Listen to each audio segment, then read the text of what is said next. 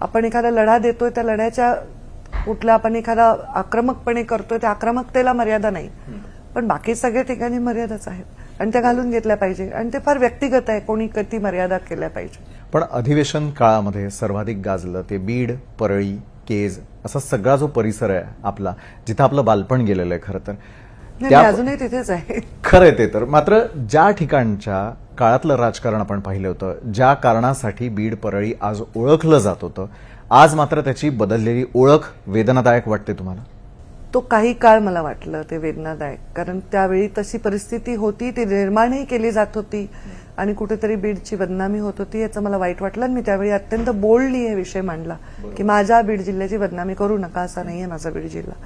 त्यामुळे आणि बीड जिल्ह्याची बदनामी करायला प्रवृत्तही कोणाला करू नका आणि कोणी त्याला एंटरटेनही करू नका, हे मी वेळोवेळी बोलले.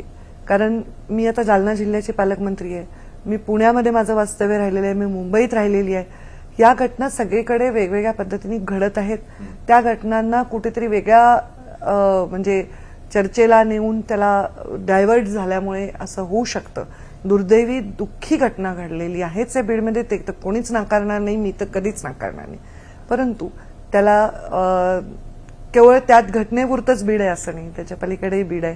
आता ज्या स्पर्धा परीक्षांमध्ये सगळ्यात पहिला नंबर